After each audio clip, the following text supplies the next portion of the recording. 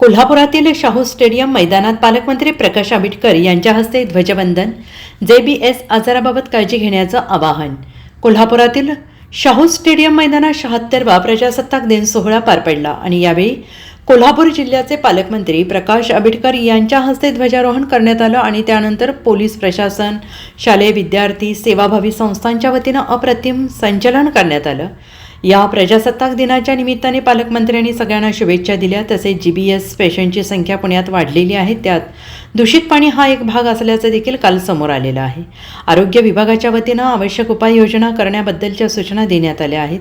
GBS आजारांना महात्मा फुले जन आरोग्य योजनेमध्ये देखील समावेश केला आहे, जेणेकरून रुग्णांना 2 लाखांपर्यंतची मदत दिली जाते. तसेच डेप्युटी डायरेक्टर पुणे यांना सूचना दिल्या आहेत की अशा पद्धतीने कुठले रुग्णालय जास्त बिल आकारत असेल तर त्यावर उपाययोजना व्हावी, अशी प्रतिक्रिया यावेळी मंत्री प्रकाश आंबेडकर यांनी दिली आहे.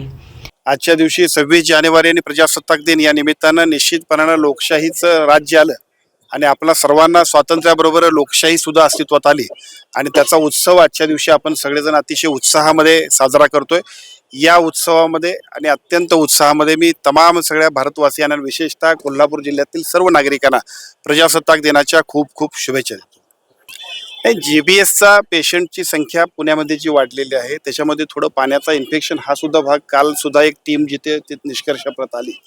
ज्या आवश्यक असतील त्या उपाययोजना आरोग्य विभागाच्या वतीनं करण्याबद्दलच्या सूचना दिलेल्या आहेत आणि त्या पद्धतीने योग्य पद्धतीची कारवाई होईल. साहेब, खर्चिक हा आजार पाहायला मिळतोय. रोगांचा इलाज भयंकर अशा पद्धतीची परिस्थिती निर्माण झाली. अगदी हॉस्पिटल 10 लाखापर्यंतचे बिल आहे ते देत आहे. या GBSला यापूर्वी सुद्धा खरं तर हा महात्मा फुलेमध्ये हा आजार नव्हता, परंतु आम्ही सर्वच मंडळीने गेल्या 2 वर्ष 3 वर्षांपासून सातत्यानं केलेल्या पाठलागानंतर महात्मा फुले आरोग्य योजना जी आपली राज्य शासनाची योजना आहे याच्यामध्ये सुद्धा आपण याचा समावेश केला की ज्याच्यामध्ये 2 लाख रुपयेपर्यंत आपण त्याला कव्हरेज देतोय.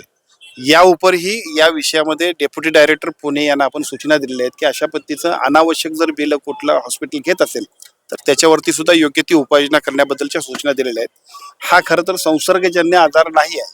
बऱ्याच वेळा आपल्या सर्वांच्या मनामध्ये जी शंका अथवा भीती असते, दुर्दैवानं प्रतिकारशक्ती कमी आली की प्रतिकारशक्ती कमी आल्यानंतर मात्र ह्या GBSचे जे काय एकूण संसर्ग वाढतो आणि त्यामुळे GBS सिंड्रोमचा जो काय एकूण आपल्या सर्वांना दिसणारा जो एकूण परिणाम आहे तो दिसतो.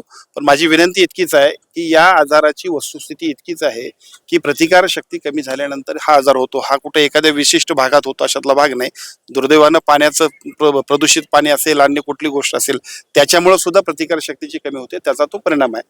परंतु सगळ्या हॉस्पिटल्सना सुद्धा सूचना देऊ, आरोग्य विभागाच्या सगळ्या टीम्सना सूचना देऊ, अनावश्यक अशा पद्धतीनं कुठेही खर्च अथवा अनावश्यक अशा पद्धतीची बिलं कुणी आकारण्यात यावं, आरोग्य विभागाच्या सर्व अधिकाऱ्यांना आपण सूचना देऊ. Bureau report SBN Marathi, Kolhapur.